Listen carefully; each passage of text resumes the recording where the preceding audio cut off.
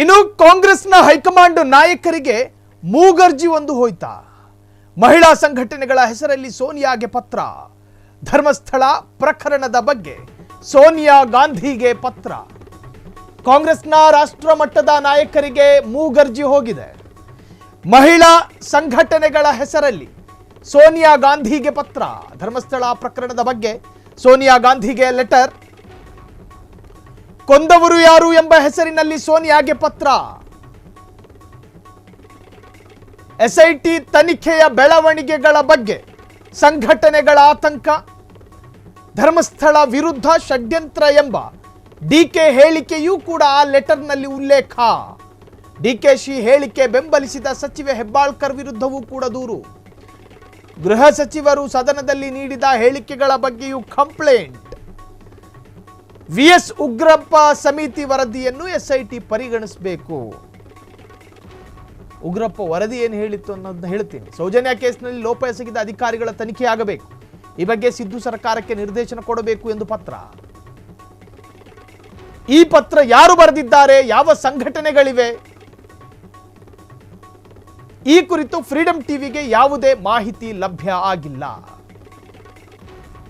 ಸೋನಿಯಾ ಗಾಂಧಿಗೆ ಮಾಡಿದ ಇಮೇಲ್ನಲ್ಲಿ ಫ್ರಮ್ಮೂ ಇಲ್ಲ, ಟೂನೂ ಇಲ್ಲ.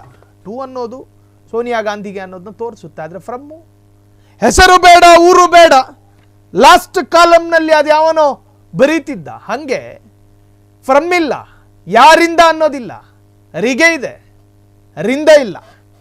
ಸೊ ವಿ ಎಸ್ ಉಗ್ರಪ್ಪ ಅಂತ ಹೇಳ್ತಾ ಇದ್ದೆ ಮಧ್ಯದಲ್ಲಿ. ಆ ಉಗ್ರಪ್ಪರ ವರದಿಯಲ್ಲಿ ಏನಿತ್ತು?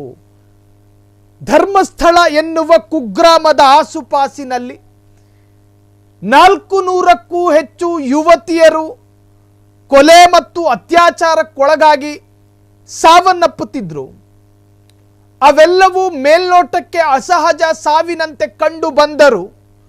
ಆ ಪ್ರಕರಣಗಳನ್ನು ಸಂಬಂಧಪಟ್ಟ ಇಲಾಖೆಗಳು ಗಂಭೀರವಾಗಿ ಪರಿಗಣಿಸಿಕೊಂಡು ಬರುತ್ತಿಲ್ಲ.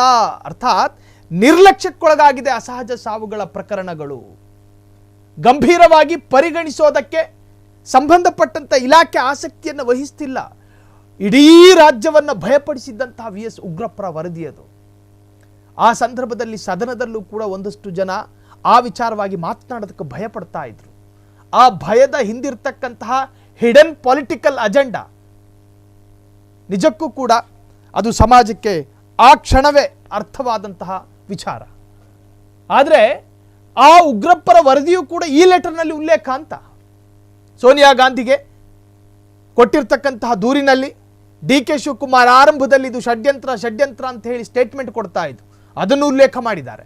ಅದಾದ ನಂತರ ರಾಜ್ಯ ಗೃಹ ಸಚಿವರು ಜಿ ಪರಮೇಶ್ವರ್ ಎಸ್ಐಟಿಯ ತನಿಖೆಯ ಒಂದಷ್ಟು ವಿಸ್ತೃತವಾಗಿ ಸದನದಲ್ಲಿ ಮಾತನಾಡಿದರು, ಅದನ್ನು ಕೂಡ ಉಲ್ಲೇಖ ಮಾಡಿದ್ದಾರೆ. ಇನ್ನು ಡಿ ಕೆ ಅವರ ಸ್ಟೇಟ್ಮೆಂಟ್ ಅನ್ನ ಆಕೆ ಒಬ್ಬರು ಸಮರ್ಥನೆ ಮಾಡ್ಕೊಂಡಿದ್ರು. ಆಕೆ ಅಂದ್ರೆ ಲಕ್ಷ್ಮೀ ಹೆಬ್ಬಾಳ್ಕರ್. ಡಿ ಕೆಯ ಹೇಳಿಕೆಯನ್ನೇ ಹಂಗೆ ಇಳಿಸ್ಕೊಂಡ್ರು ಮನಸ್ಸಿಗೆ. ಅದರಲ್ಲಿ ಏನು ತಪ್ಪಿದೆ ಅಂದ್ರು. ಷಡ್ಯಂತ್ರ ಅನ್ನುವ ಹೇಳಿಕೆಯಲ್ಲಿ ತಪ್ಪೇನಿದೆ ಅಂತ. ಸರ್ಕಾರದ ಭಾಗ, ಡಿ ಕೆನೂ ಭಾಗನೇ, ಲಕ್ಷ್ಮೀ ಹೆಬ್ಬಾಳ್ಕರ್ ಅವರು ಭಾಗನೇ. ನಿಮ್ಮ ವೈಯಕ್ತಿಕ ನಿಲುವುಗಳನ್ನು ಸಾಮಾಜಿಕವಾಗಿ ಹೇರೋದಕ್ಕೂ ಬರಬೇಡಿ. ಆಗ ಒಂದಷ್ಟು ಆಕ್ರೋಶಗಳು ಕೂಡ ವ್ಯಕ್ತವಾಗಿತ್ತು. ಸೊ ಸೋನಿಯಾಗೆ ಕಂಪ್ಲೇಂಟ್ ಕಾಪಿ ಹೋಗಿದೆ. ಅದರಲ್ಲಿ ಡಿ ಕೆ ಹೆಸರು ಇದೆ, ಗೃಹ ಸಚಿವರ ಹೆಸರು ಇದೆ. ಆದರೆ ಅದರಲ್ಲಿ ಅತ್ಯಂತ ಪ್ರಮುಖವಾಗಿ ವಿ ಎಸ್ ಉಗ್ರಪ್ಪರ ವರದಿಯೂ ಕೂಡ ಇದೆ. ಅದನ್ನು ಕೂಡ ಉಲ್ಲೇಖ ಮಾಡಿದ್ದಾರೆ. ಸೊ ಸೌಜನ್ಯ ಪ್ರಕರಣದಲ್ಲಿ ಒಂದಷ್ಟು ಜನ ನಿರ್ಲಕ್ಷ್ಯ ತೋರಿದ್ದಾರೆ, ಅಸಡ್ಡೆಯ ಹೇಳಿಕೆಗಳನ್ನು ಕೊಡ್ತಾ ಇದ್ದಾರೆ ಅಂತ ಹೇಳಿ ಸೋನಿಯಾ ಗಾಂಧಿಗೆ ಪತ್ರ ಹೋಗಿದೆ. ಆದರೆ ಇದರ ಅಧಿಕೃತ ಮಾಹಿತಿ ಲಭ್ಯ ಅಲ್ಲ. ಕಾರಣ ಆ ಪತ್ರದಲ್ಲಿ ಫ್ರಮ್ ಇಲ್ಲ, ಬರೆದವರು ಯಾರು ಅನ್ನೋ ವಿಚಾರವೂ ಕೂಡ ಉಲ್ಲೇಖ ಇಲ್ಲ. ಕ್ಷಣ ಕ್ಷಣದ ಸುದ್ದಿಗಳಿಗಾಗಿ ಫ್ರೀಡಂ ಟಿವಿ ಸಬ್ಸ್ಕ್ರೈಬ್ ಮಾಡಿ, ಲೈಕ್ ಮಾಡಿ ಹಾಗೂ ಫಾಲೋ ಮಾಡಿ. ಹೊಸ ಸುದ್ದಿಗಳ ನೋಟಿಫಿಕೇಶನ್ಗಾಗಿ ಬೆಲ್ ಐಕಾನ್ ಮೇಲೆ ಕ್ಲಿಕ್ ಮಾಡಿ.